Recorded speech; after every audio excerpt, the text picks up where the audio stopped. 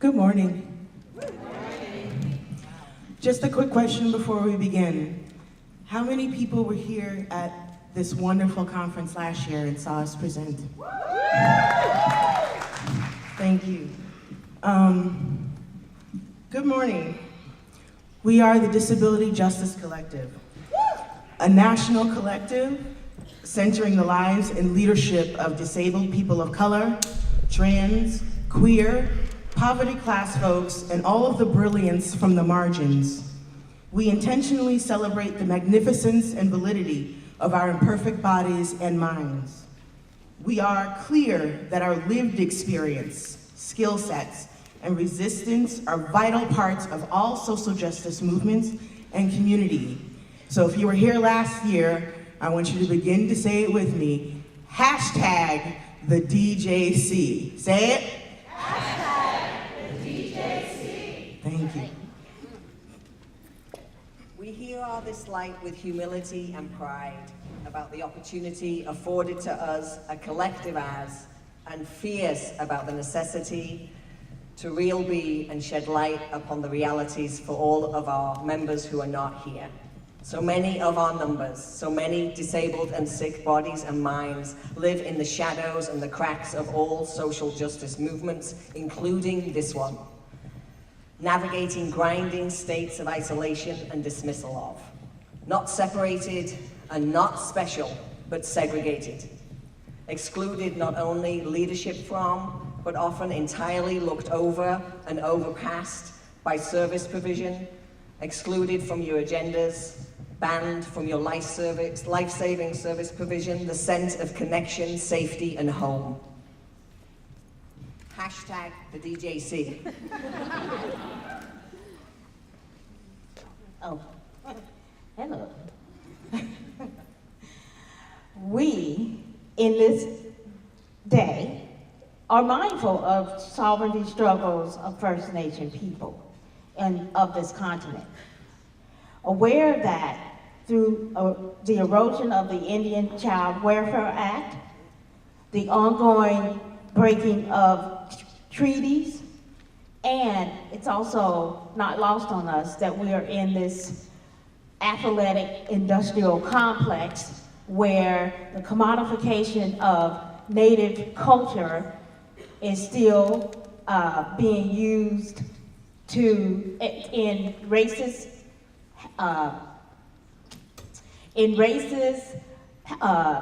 can't even say what, racist mascots, and racist mascots coded as honoring of indigenous people, that this is a reminder that Native folks are still under systemic attack.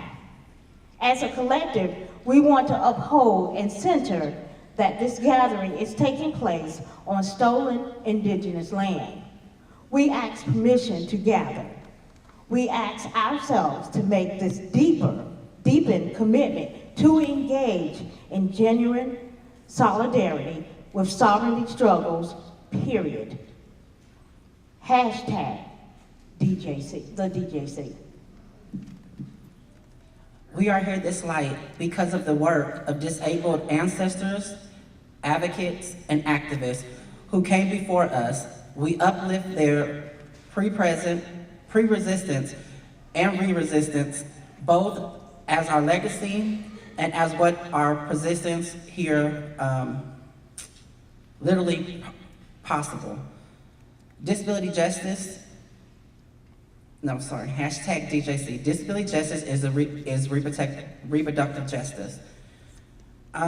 So basically, today I'm going to talk about the political aspect of disability access. In life, in society, in the world, people don't look at disability access as a political issue. They don't look at it as that we still stand on the front line with our disability in political rights. For me, I feel like that because we are political and we are disability justice, that they should look at the access needs that we need as wheelchair ramps into the buildings, as places to sit waiting for public transportation, All these things come in effect as being disabled. All these things come in effect as being a part of a disability justice collective and the history of politics, basically, being political. I mean, for me, the research that I do, there are so many political disabled people that fight on the front line for politics.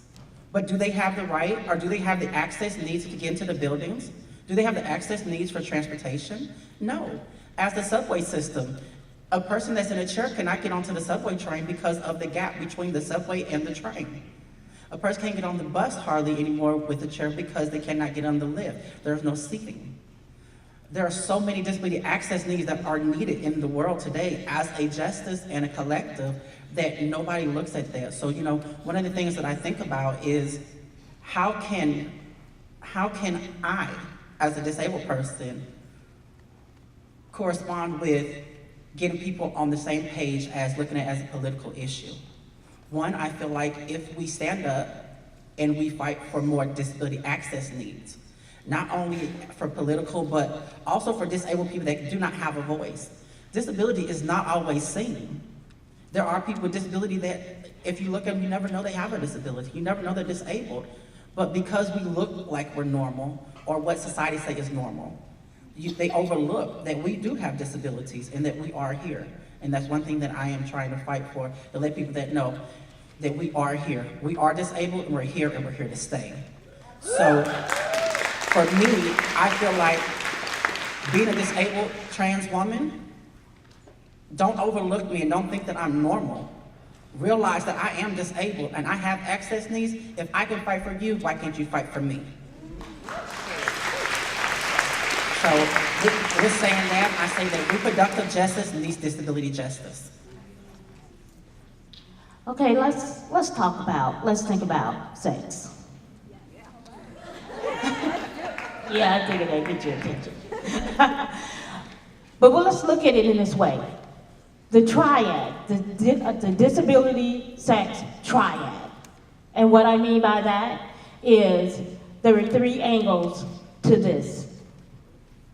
One angle, disabled people are not allowed, are not thought of, or not encouraged to have our own sexual agency.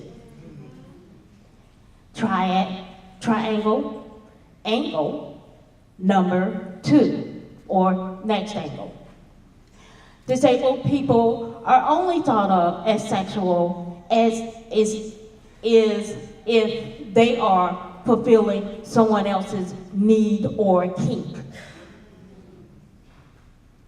And the final, as disabled people, we are not seen, our bodies are not seen as sex, as erotic.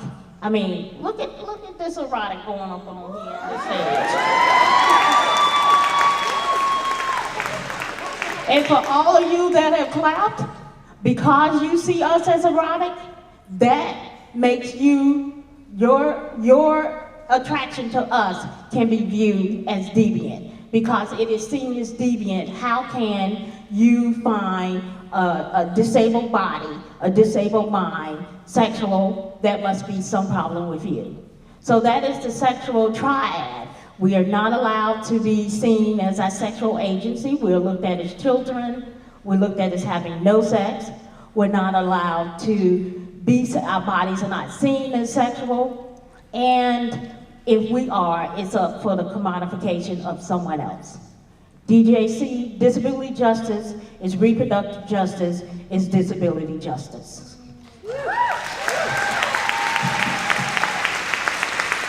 And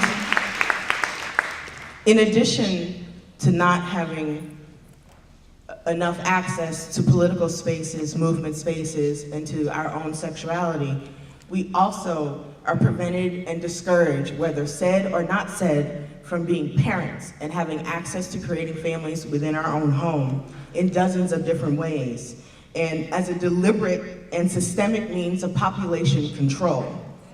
To think of this reality as any less than state control is to continue to allow yourself and this movement to be misled and profoundly destructive in many ways. Doctors not only insist that disabled parents can't have children, even though these medical opinions are lies, they are also clear to make sure that we simply should not have children. And disabled bodies and minds continually represent unfit burdens, tragic, unproductive, dangerous, and volatile and swinging, dizzy, distasteful, repulsive within this society, which is a lie. And a dozen plus decades of the US eugenics movement has rooted a belief that there needs to be a correction.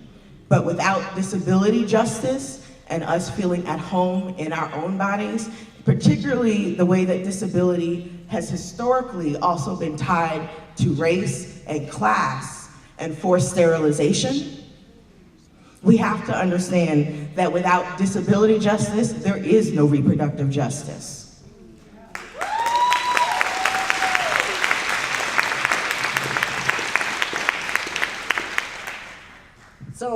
So here's the thing. Disabled, sick, and ill folks, we need a fierce RJ politics that never, ever softens its commitment for a woman's right to choose and self-determination, right? Yet we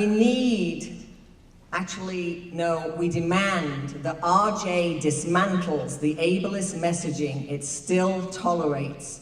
In fact, frequently it generates in its attempt to backfight against the ongoing attacks of a woman's right to self-determine and choose. Right? Leveraging ableism in that way, that is not justice. Reproductive justice or any other justice. Using one-type supremacist thinking, the belief in that it somehow will secure greater freedom or choice for some other types of bodies' freedom, will not. This is not justice, and this must end. We are as strong only as we are unified. We are as effective only as we are connected. We are accountable to each other and responsible for all of our liberations. And the harm of leveraging ableism within RJ is palpable. It's lived by us, using the specter of disability, the threat of birth defects, of the unworthy as a tool for campaigning to protect a woman's right to choose is complicity that is deep with ableism. It feeds the notions of burden and unfit. It fuels the fear of feeble-minded. It nourishes the bedrock of disposable and the tangled web supremacy systems that are wefted to that unholy, oppressive mess. Disabled and ill people live our lives glaring down the myth of burden and costly, of bitter and dangerous, tragic and heroic. We are not productive by the standards America of, and we are learning how to not to care. It is America that flawed is, not us. Its particular rampant brand of capitalism that's birthed in colonization, inherently designed is to exploit, divide, discard, and then dispose us all. We believe, the Disability Justice Collective believes, there is little to gain by softening our messages, lowering standards hours, away turning from unapologetic boldness. A woman has the right to choose, period. When we betray people more marginalized to gather support political, when supremacy systems are used for term-short, fragile, and incomplete wins, nothing is gained. And the historical devaluing of disabled lives and communities doesn't just repeat, it continues now and here. As disabled people, we live no illusion under. We arrive in this world less productive. We wrestle with the notion of value, and we've crafted our own credibility side out of those markers. We nurse homespun dignity with equal parts pride, fear, anger, and alive with tensile resistance, yet always breathing heavy, always at the front lines of disposable. Disabled and sick people live with the damage, the lie, and the harm of bootstrap thinking. And we've come to know that we ourselves are enough, period. A woman has the right to choose, period. We remain where we always have been, spread thin, precarious at the edges, furthermost of hope, demand, and generosity. And we cling here, our hearts and very survival outstretched past lineal sense, beyond your unmet expectation, charging that you end this incomplete thinking, exclusion, and the domination of resources.